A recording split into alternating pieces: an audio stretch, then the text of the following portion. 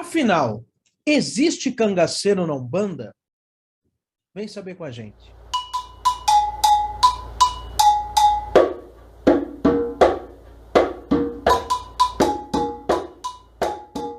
Um filho de beba que tem fé, Nós temos fé, um filho de beba que tem luz, nós temos luz, pra iluminar nosso lugar. vai Oxalá. Olá, meus irmãos, Saravá, que a paz de Oxalá esteja com todos vocês. Sou o Pelé das Pedreiras, esse é mais um Doutrinando do canal Umbanda Reino da Paz. E hoje vamos falar sobre os cangaceiros. São bandidos? São heróis? Isso tem a ver com Umbanda? Mas antes disso, quero pedir que você se inscreva no nosso canal, ative o sininho e dê o seu joinha, dê o seu like, que é isso que ajuda o nosso canal a crescer cada vez mais. Então não custa nada, clica no joinha, clica no like e ajuda o nosso canal. Além disso, a gente já está em fase de pré-venda do livro do Pai João. Então aqui embaixo, se você quiser conhecer o livro Senzala, Prisão da Alma, livro psicografado por mim lá em 2009, mas só foi publicado agora em 2022, conhece, clica no link que vale muito a pena você conhecer. Hoje falamos do cangaço, baianos, povo do cangaço. E aí, eles trabalham na Umbanda? Mas existe espaço para eles? E antes da gente falar, a gente precisa primeiro falar um pouco do que é o cangaço. Quando a gente fala em cangaço, nós estamos aqui com o fundo todo ligado aos cangaceiros, e quando a gente fala em cangaço, muita gente vai falar dele, Virgulino José Ferreira, Virgulino, o grande Lampião. E quando a gente fala em Lampião, muita gente acha que o cangaço começou com o Lampião, mas não é verdade. Na verdade, o cangaço acabou com o Lampião, né? O Lampião foi o último cangaceiro, não o último vivo, porque o último cangaceiro vivo morreu agora em 2016, né, que era um cabra do bando do Lampião, mas o Lampião mesmo morreu precocemente, porque ele morreu ainda jovem, em 1938. Então, olha só, a Umbanda foi fundada em 1908. O Lampião morreu em 38. Quer dizer, então, como assim? O Lampião é mais novo que a Umbanda? Sim, o Lampião tinha 30, a Umbanda tinha 30 anos quando o Lampião morreu. Então, quando a gente fala em tempo no cangaço, a gente tem que entender. Só que muita gente acha que o cangaço começou nos anos 30. E não é verdade. Como eu disse, Lampião foi o último cangaceiro. O cangaço mesmo vai começar com um cangaceiro chamado Jesuíno Brilhante.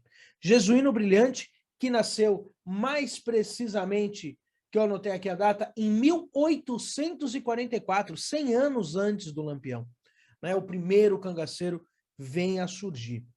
E Jesuíno, né, que nasceu no Rio Grande do Norte, na área que hoje é conhecida como a cidade de Patu, no sítio Tuiuiu, nascia Jesuíno Alves de Melo Calado, né, o famoso Jesuíno Brilhante, que viria a ser conhecido como o cangaceiro romântico, o Robin Hood brasileiro no sertão. A verdade é que quando a gente fala de cangaço, a gente tem que saber separar as coisas. Algumas pessoas têm o cangaço como uma bandidagem, e é lógico que sim, existia bandidagem no cangaço. Outras pessoas acreditam que o cangaço também era uma forma de justiça social, que também não é uma mentira, é uma verdade. Nós não podemos esquecer que, infelizmente, no nosso país, até hoje, o Nordeste ele é esquecido em políticas sociais, e isso estamos falando em pleno 2022. Imagina nos anos, no século XVIII, imagina no século XIX, no próprio século XX. Então, a gente fala assim, de um esquecimento histórico de uma região muito complicada. É muito interessante quando a gente fala de cangaço e muita gente fala, cangaço é bandidagem. E essas mesmas pessoas falam que o cangaço é bandidagem, exaltam, por exemplo, a Revolução Farroupilha do Rio Grande do Sul. E isso é, sim, uma misoginia estrutural que nós temos no nosso país, onde o que é do Sul a gente acaba aceitando mais. E é lógico, dadas as devidas proporções e dada também as questões socioculturais, e também até mesmo as finalidades, mas tanto o cangaço como a Revolução Farroupilha são movimentos e revoluções que aconteceram por um governo que esquecia aquelas regiões. Então é engraçado como são dois pesos e duas medidas. Mas quando a gente fala em cangaço, o cangaço realmente ele nasce, apesar de Jesuíno Brilhante ser o primeiro cangaceiro, em 1844 ele nascer, a primeira figura que nós vamos ter no cangaço é um homem chamado Cabeleira, que é de 1751. Então, olha só, estamos falando que o cangaço né, você já tinha traços de cangaço mais de 250, 270 anos atrás. Então vejam como poderia então ter cangaceiros na Umbanda se fosse a questão atemporal. E muita gente fala isso, não, o cangaço é depois da Umbanda. Não, o cangaço tem 300 anos quase de cangaço. Então não é uma questão de tempo, né, de anos do cangaço, que seria uma questão para falar que o cangaço não existe, o cangaceiro não existe na Umbanda. Quando a gente traz essa questão do cangaço, é importante a gente falar que o cangaço ele vai nascer pós um homem que, assim, está na história do Brasil, que pouca gente conhece, muita gente vai conhecer, que é um homem chamado Antônio Conselheiro. Antônio Conselheiro é um homem que lutava pela justiça social, e o cangaço vai nascer porque os seus seguranças particulares, né, os homens que viviam com Antônio Conselheiro, são eles que vão dar origem ao primeiro cangaço.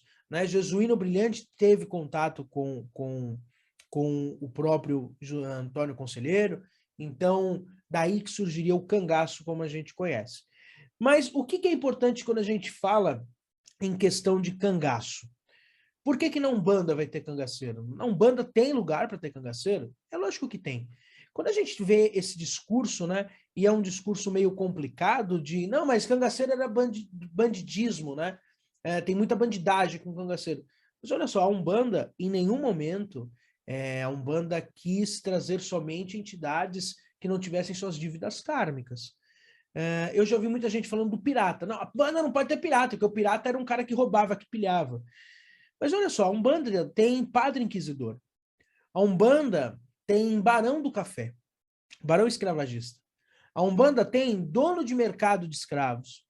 A Umbanda tem capitão do mato. Então, por que a Umbanda também não poderia ter cangaceiro?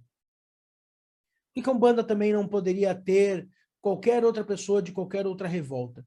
Então, a Umbanda, em nenhum momento, e isso é importante a gente falar, a Umbanda ela é uma religião aberta a todos os espíritos, sejam eles das formas que tiverem, né, com qualquer forma fluídica e com qualquer história, desde que esteja em busca de, não uma redenção, porque a Umbanda não vai dar redenção para esse espírito, e sim em busca de ajudar o próximo.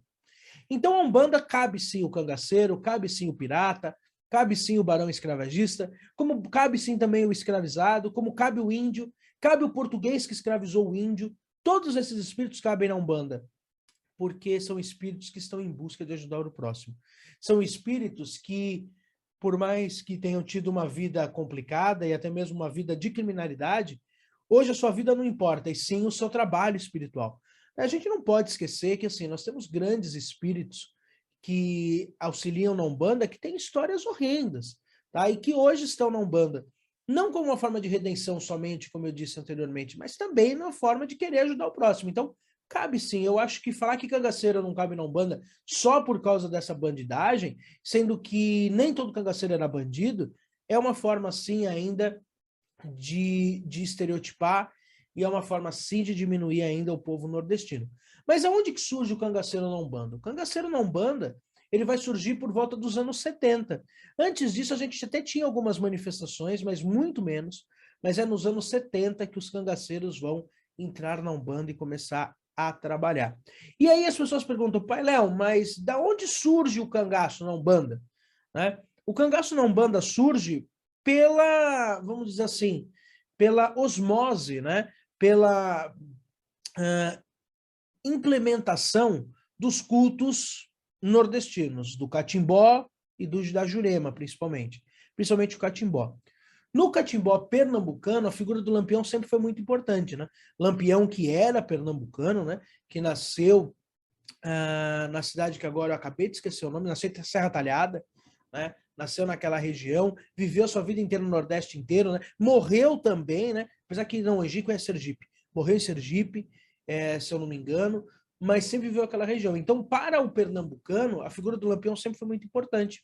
E no catimbó, quando a gente fala de entidades encantados, né? A gente já fez aqui um doutrinando sobre encantados da Jurema, quando a gente fala de encantaria, nós temos sim que entender que dentro da encantaria existe uma cultura que o espírito encantado ele só se encanta de 3 formas. Ou quando ele se funde com a natureza, o que ele se funde com a natureza? Ou ele morre num incêndio na mata, ou ele morre afogado, ou ele morre soterrado, aí ele pode virar um encantado, porque ele se fundiu com a natureza. ou quando ele simplesmente some, ninguém sabe o seu paradeiro, né? Exemplo disso temos o Dom Manuel, né? Que é muito forte na encantaria maranhense, né? Dos lençóis maranhenses, né? A Ilha do Boi, né? Tem muita ligação com isso. Então, quando você some e ninguém dá o seu paradeiro, durante muitos anos você pode virar um encantado. E a terceira forma de virar um encantado é uma morte violenta. Então, por exemplo, o cangaceiro, como o caso do Lampião, o próprio caso do Corisco, que morreram de forma violenta, com troca de tiro, né, morreram de uma forma horrível, esse espírito pode sim, ele é perdoado, segundo o Catimbó, e ele pode virar um mestre do Catimbó, um ser encantado. Então, para a encantaria pernambucana, para o Catimbó pernambucano, o Lampião ele é um grande encantado. E sendo assim, a Umbanda, como traz o culto do Catimbó, e a Umbanda vai trazer o culto do Catimbó nos anos 50, lá nos anos 70 a gente começa a ver cangaceiros, espíritos com essa roupagem fluídica, trabalhando na nossa religião, vindo através dessa cultura do encantado do Catimbó pernambucano. Então é dali que vai surgir a figura do encantado e principalmente do cangaceiro dentro da Umbanda. E é importante a gente falar, poxa, Pelé, mas por que isso? Porque para muitos nordestinos, tá, para o povo nordestino, o cangaceiro ele é um herói. Né? O cangaceiro ele é demonstrado nos cordéis, nos contos. E eu não estou aqui para fazer esse juízo de valor, se para você o Lampião era herói ou era bandido. Eu acho que, eu particularmente, acho que o Lampião tinha dos dois, né, dentro de si, mas não é as minhas convicções, eu acho que aí vai entrar na convicção de cada um, mas também isso pouco importa. Pouco importa o que o Lampião fez em vida. Se o que ele fez em vida, as dívidas kármicas dele e os recebimentos kármicos dele, é uma coisa dele. Nós estamos falando dentro da Umbanda. Dentro da Umbanda, cabe a figura do Lampião sem problema nenhum. E como eu disse, vindo aí do Catimbó. Quando a gente fala, não só ele, né, o Corisco também, que é muito conhecido no Catimbó pernambucano, junto com outros, como Maria Bonita, Dadá, né, e grandes outros nomes como Candeeiro e toda a sua trupe, Antônio Silvino, né, os grandes, o próprio Jesuíno Brilhante, os grandes cangaceiros aí vêm dessa origem do Catimbó. Já dentro da Umbanda, eu vou trazer para vocês algumas características. Como que você conhece um cangaceiro? Primeiro que o cangaceiro tem como símbolo uma faca. Então é muito normal que essas entidades preferem e utilizem esse instrumento dentro do terreiro se eles puderem, a faca, o facão, para cortar as energias negativas. Eles baixam, né, uma das características, baixam sempre de forma mais contida, né, são desconfiados e bravos, às vezes até briguentos. Quando chegam em terra, ficam num canto, sempre próximo à parede. Isso é muito comum do cangaceiro quando começa a trabalhar. Cangaceiro é um espírito que usa a forma de cangaceiro, é um espírito muito desconfiado. Então, eles normalmente são mais sisudos, mais cara fechada, mas ao pouco eles vão se soltando. A sua incorporação costuma ser muito rápida. Eles têm muito a figura da mão na cintura, de apresentar estarem armados. Se a casa autorizar o uso de algum elemento, ele pode sim usar o chapéu de cangaceiro. Chapéu esse que o Lampião inventou. Né? Só o bando do Lampião tinha esse chapéu e todo mundo acha que todo cangaceiro tinha. Né? E o Lampião fez isso para imitar o Napoleão. Então, você pode ter vários cangaceiros que não utilizam dessa forma. A cor que eles mais utilizam é laranja, gostam da laranja para o seu trabalho. O seu principal trabalho é o fechamento de corpo. E o que é o fechamento de corpo? Trabalho para proteção. Então, a pessoa que está sofrendo alguma coisa, alguma demanda, cangaceiro é ótimo para fazer esse trabalho de fechamento de energia negativa. Usam muito o chapéu de couro, né? E a sua erva principal também tem esse nome.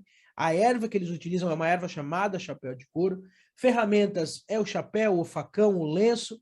O grande chefe de falange é o Lampião. O Lampião é o que chefia todos os cangaceiros. Gostam muito de beber cachaça, principalmente aquela cachaça amarelinha, aquela cachaça mais curtida.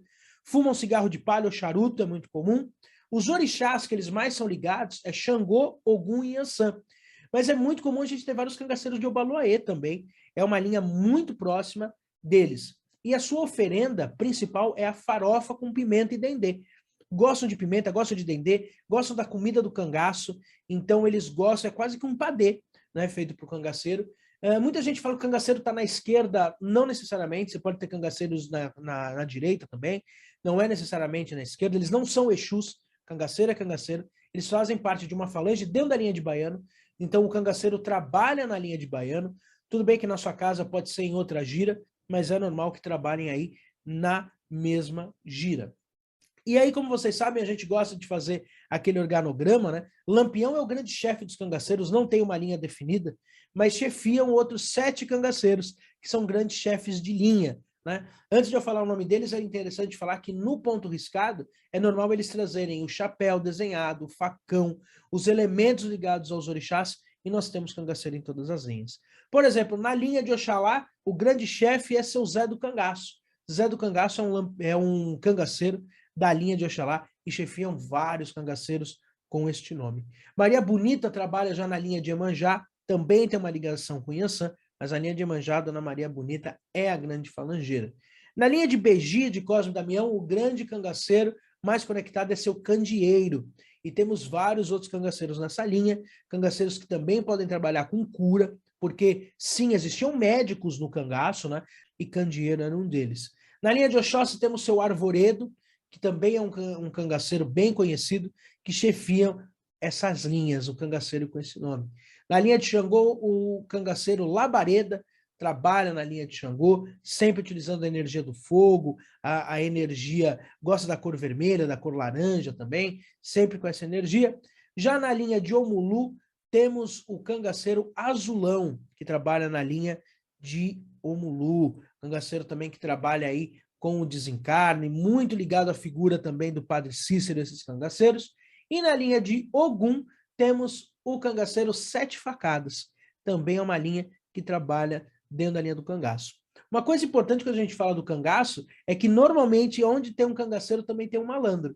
É interessante como aquele médio que tem facilidade com o cangaço também tem facilidade com o malandro, então vez ou outra numa linha de baiano pode vir ora um cangaceiro, ora um malandro. São entidades que trabalham em opostos, tá? Mas estão todos dentro da linha de baiano. Então, mais uma vez, existe espaço para o cangaceiro é uma grande linha, uma grande força na nossa religião, que não é ligada à bandidagem, e sim ligada à resistência, à justiça social de Umbanda. Agora, o cangaço na história fica ao seu cargo para você saber o que você acha, não tem problema nenhum. Se você quiser realmente conhecer um cangaceiro, ele pode te ajudar e não tenha medo desse povo, você vai ter que procurar um terreiro e conhecer a força do cangaço. Um abraço, saravá e até mais. Nós temos fé.